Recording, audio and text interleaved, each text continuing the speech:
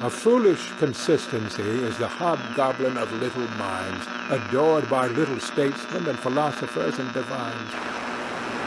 If a man does not keep pace with his companions, perhaps it is because he hears a different drummer. A different drummer. And now, coming to you from dead center on your dial, welcome to Risk Parity Radio, where we explore alternatives in asset allocations for the do-it-yourself investor. Broadcasting to you now from the comfort of his easy chair, here is your host, Frank Vasquez. Thank you, Mary, and welcome to Risk Parity Radio. If you are new here and wonder what we are talking about, you may wish to go back and listen to some of the foundational episodes for this program.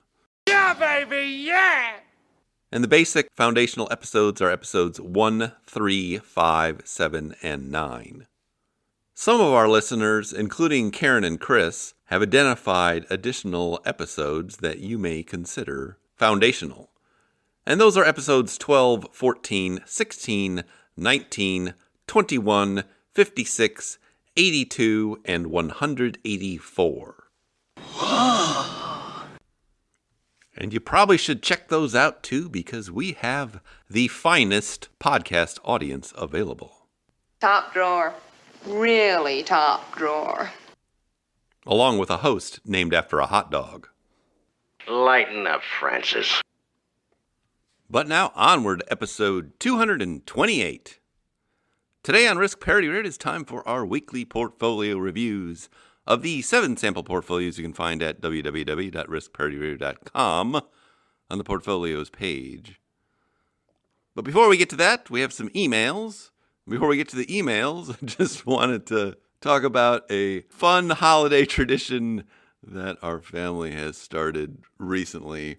So all of our sons came home yesterday. The last one arrived home yesterday. And we had our annual Talladega Nights Golden Fleece Diaper Christmas dinner, which featured fast food, fried chicken, pizza, and the always delicious Taco Bell. Soda's ready. Come on, y'all. Been slaving over this for hours. And we washed it all down with some Mountain Dew and Pepsi Blue Ribbon. Shake and bake. And hilarity ensued, as it usually does. What is wrong with you? Chip, I'm all jacked up on Mountain Dew.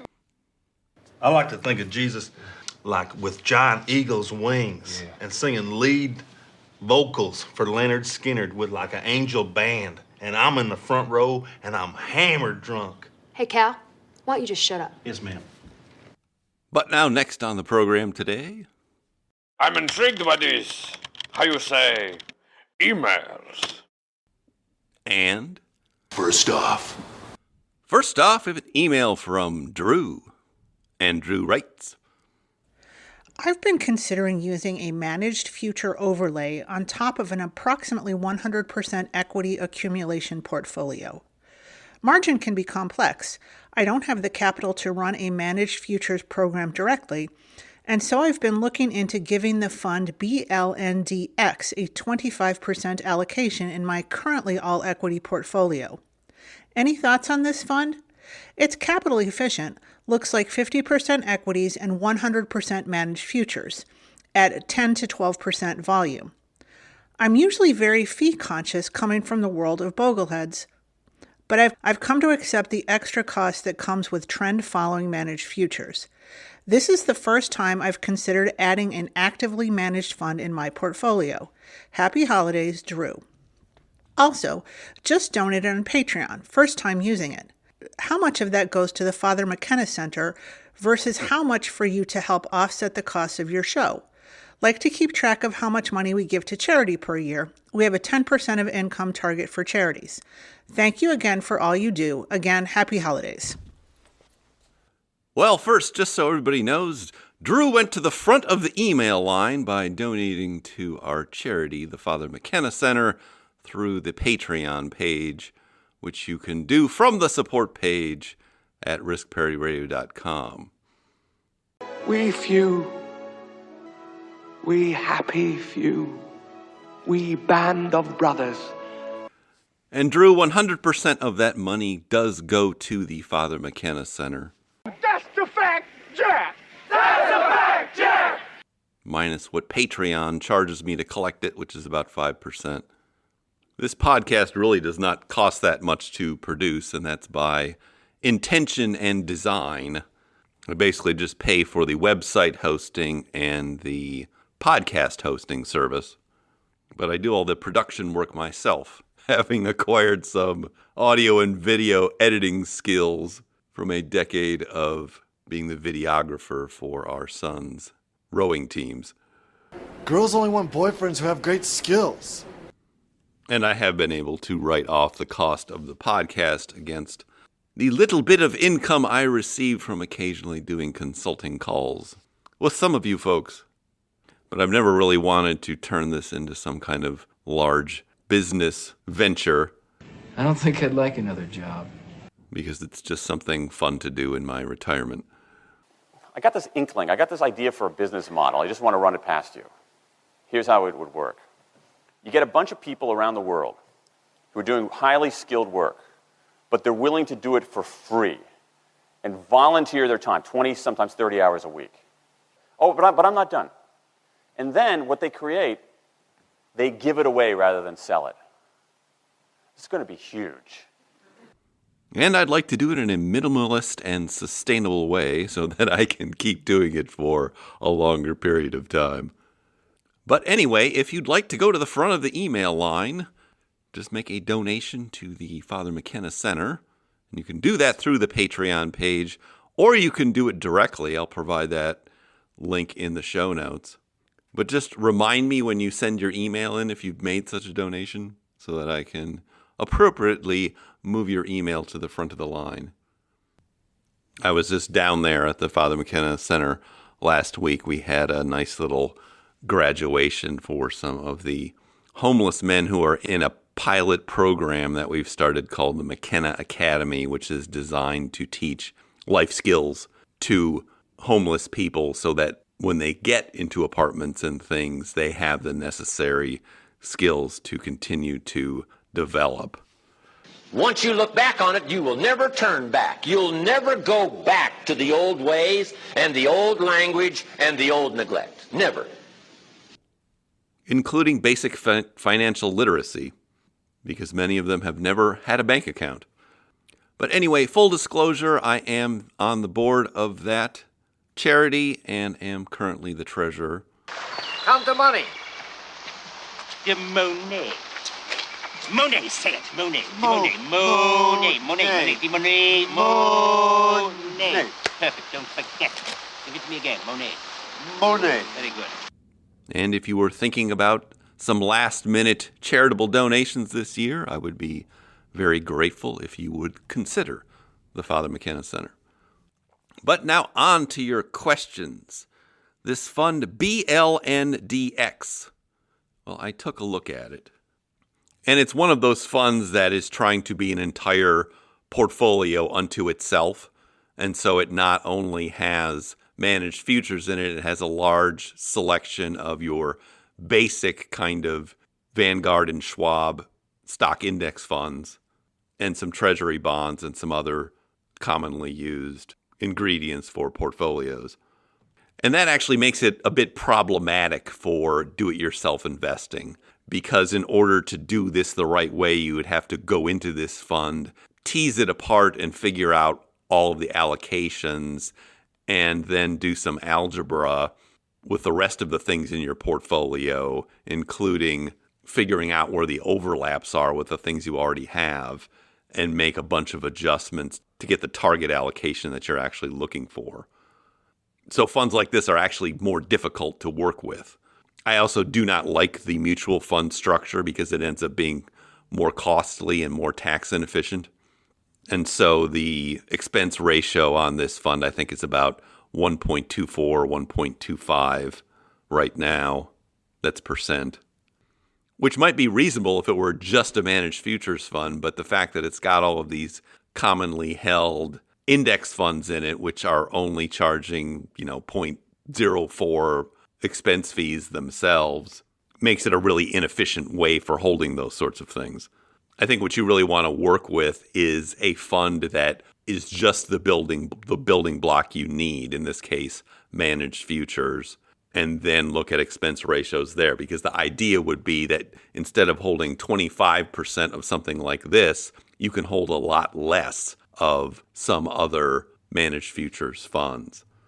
Now, the two that I've found out there recently that seem to have decent performance reflecting the asset class at a reasonable cost are DBMF, the one we commonly refer to and have talked about frequently.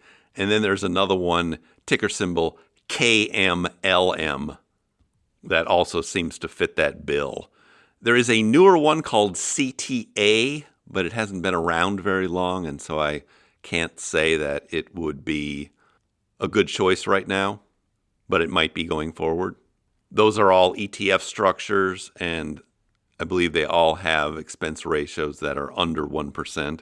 And you probably only need an allocation in most portfolios of something like that of around 10 to 15%, I would think. So those would be my general suggestions if you're looking for something like that. I should also say I think I'd be careful about making a big shift into some fund like that right now, unless you are just building out the position slowly. And the reason for that is that you could be caught fund chasing. Those kinds of funds have had a pretty decent year, and we're up about 20% the last time I checked.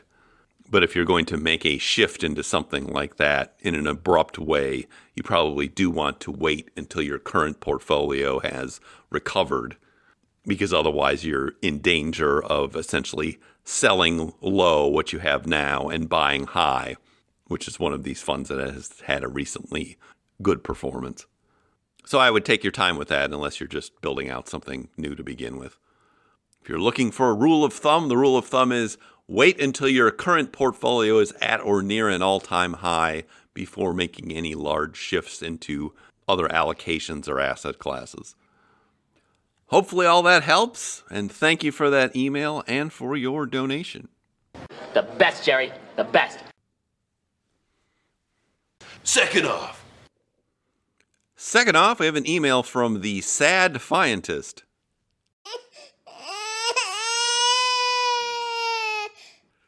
And the Sad Fientist writes, Hi, Frank. I was running some backtests on Portfolio Visualizer, and I found it interesting that the IEI ETF, Intermediate Treasury Bonds, are slightly more negatively correlated than TLT compared with VTI. Does it mean I can use the less volatile IEI ETF instead of TLT? I probably know what you'll say. You can't handle the truth! These funds only go back to 2007 and all, but still, a good 15 years. And since you always talk about the age of steel of investing, I think this period is a big enough and modern sample. Thoughts? Well, my frowny-faced friend, what you were talking about does have a very long history, because the Intermediate Treasury Bond Fund is really the same thing as the 10-year, and so you have 100 years of data to look at for something like that. Now, all Treasury bonds, particularly when you get into intermediate and long-term, are going to have similar correlation numbers to the stock market because they're the same kinds of things. So the difference is in the duration. And how does the duration affect the asset class? Well, it makes the longer duration bonds generally have a higher return over long periods of time because there's more risk there, and they are also more volatile. And so you're probably scratching your head is thinking, well, why would I want something that's more volatile?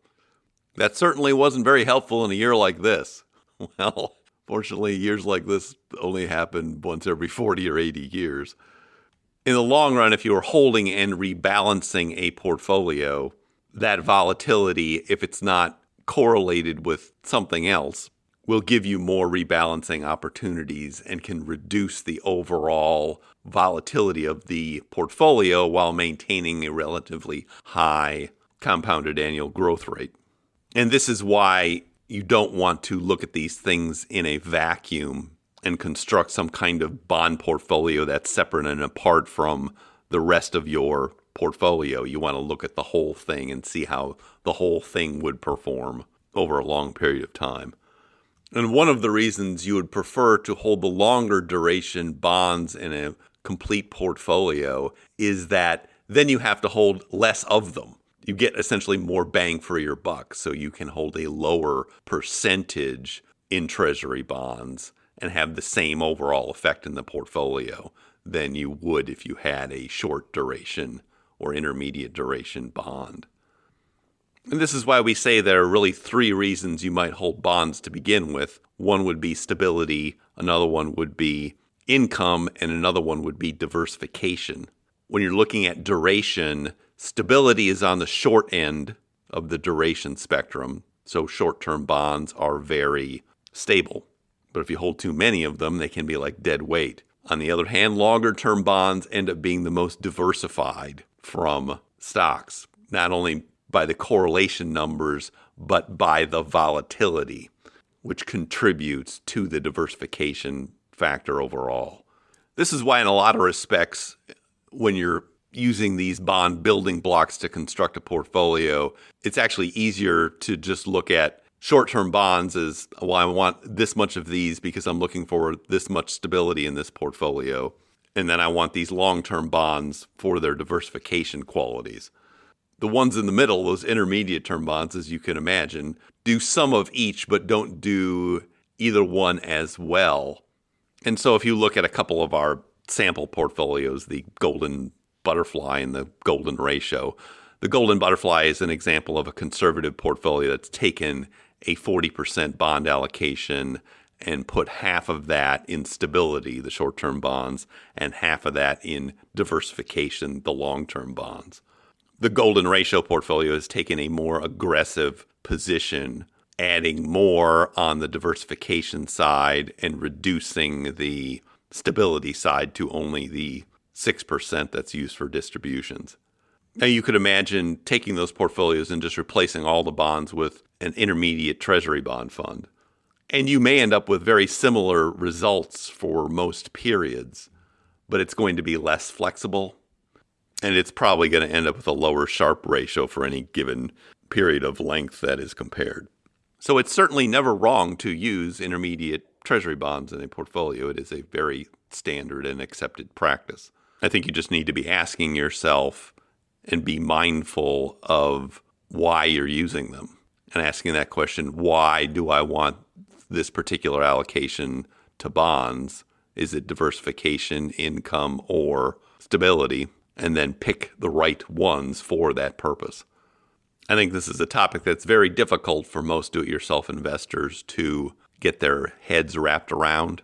And frankly, most popular personal finance gurus don't get it either because they have not read the academic papers and the white papers from the hedge fund people about these issues. So they end up with this kind of incomplete idea about bonds, which is that their primary purpose is stability and income.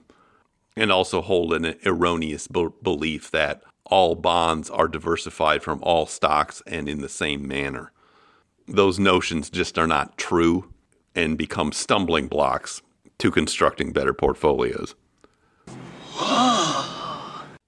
Something for us all to ponder while we're drinking that spiked eggnog later this evening. You are correct, sir, yes. And thank you for that email. Last off, we have an email from Popeye.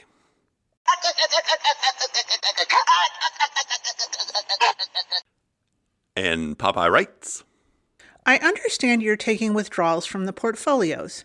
My question is, if the returns you state since its inception are taking the distributions into account, or are they the starting and ending values that have grown by X percentage?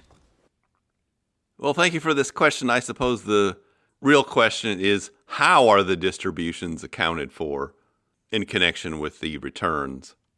And the answer is the returns are not supposed to be influenced by the distributions. So the distributions are removed from the calculation of returns. So in any given year, if a portfolio had a 10% growth and we took out 5% of the portfolio as distributions, that would be counted as a 10% return. even though the nominal amount of the portfolio obviously would only be 5% higher. Now, fortunately for me, Fidelity, where I keep these portfolios, has upgraded their performance tracking options and will give me year-to-date annualized returns and returns since inception on a daily basis. Yeah, baby, yeah! So starting this week, I'm letting Fidelity do it for me. Actually, starting the middle of last week, I fixed those numbers, which were similar but not exactly the same as the ones I had already calculated. So I will be relying on the professionals at Fidelity going forward. The thing is, Bob, it's not that I'm lazy. It's that I just don't care. And thank you for that email. And now for something completely different. And the something completely different is our weekly portfolio reviews of the 7 sample portfolios you can find at www.riskparityradio.com on the portfolios page. Just going through what happened in the markets last week. It was a typical week for the year of 2022, which means it was bad. So the S&P 500 was down 0.2% for the week. NASDAQ was down 1.94% for the week. Small cap value stocks represented by the fund VIOV were down 0.36% for the week. Gold was actually up last week. I love gold! Gold was up 0.14% for the week and is almost flat for the year right now. Long-term Treasury bonds were the big loser. Our new representative fund, VGLT, was down 4.56% for the week after some surprise moves by the Central Bank of Japan that rattled the world's bond markets. Real wrath of God type stuff. Now, I had mentioned I was going to do this a couple weeks ago. What I did was sell all of the TLT in the various portfolios and replace that with VGLT, which is a similar long-term Treasury bond fund but offered from Vanguard, which has a lower expense ratio than TLT. And I had done that based on an article I read at Portfolio Charts about the availability for those funds to do this kind of tax loss harvesting with, because they're slightly different. And I'll link to that article in the show notes again. But we will be using VGLT going forward as our representative long-term Treasury bond fund. Moving on to the next asset, REITs, represented by the fund REET, were flat last week. Commodities, represented by the fund PDBC, were up 2.23% for the week. I should also note there was a large distribution out of that fund for the year. So it looks like it went down a lot, but that is actually coming back into the portfolios as a cash dividend payment. The next one is preferred shares, represented by the fund PFF. That was down 1.57% for the week. And our last one, managed futures, represented by the fund DBMF, were up 0.77% for the week. Now moving to these portfolios, first one is this reference portfolio, the All Seasons. It's only 30% in stocks and a total stock market fund, 55% in intermediate and long-term Treasury bonds, and 15% in gold and commodities. It was down 1.97% for the week. It's down 18.59% year-to-date and down 7.28% since inception in July 2020. Moving to our 3 bread-and-butter kind of portfolios. First one is a golden butterfly. This one's 40% in stocks divided into total stock market fund and a small cap value fund. 40% in bonds divided into long and short-term treasuries, and 20% in gold GLDM. It was down 0.84% for the week. It was down 13.34% year-to-date and up 7.46% since inception in July 2020. Next one is the golden ratio portfolio. This one is 42% in stocks and 3 funds, 26% in long-term Treasury bonds, 16% in gold, 10% in a REIT fund, and 6% in a money market fund. It was down 1.15% for the week. It is down 18.6% year-to-date and up 2.94% since inception in July 2020. Next one is the Risk Parity Ultimate. I will not go through all 15 of these funds in this portfolio, it was down 1.68% for the week. It's down 24.37% year to date and down 5.03% since inception in July 2020. Now moving to these experimental portfolios involving leveraged ETFs. So the first two are levered up more than 100% and have the kind of volatile returns you would expect from that. First one is the Accelerated Permanent Portfolio. This one has 27.5% in a levered bond fund, TMF, 25% in a levered stock fund, UPRO, 25% in a preferred shares fund, PFF, and 22.5% in gold, GLDM. It was down 5.04% for the week. It's down 41.07% year to date and down 21.97% since inception in July 2020. Next one is the most levered and least diversified portfolio, the Aggressive 50-50, which is half stocks and half bonds. It's got 33% in a levered stock fund, UPRO, 33% in a levered bond fund, TMF, and the remaining third divided into a preferred shares fund, PFF, and an intermediate treasury bond fund, VGIT. It was down 6.29% for the week. Had an awful week. It was down 49.39% year to date with all that leverage in it. And it's down 28.39% since inception in July 2020. It truly is a speculative endeavor. And going to our last one, the levered golden ratio, which is only levered up about 1.6 to 1.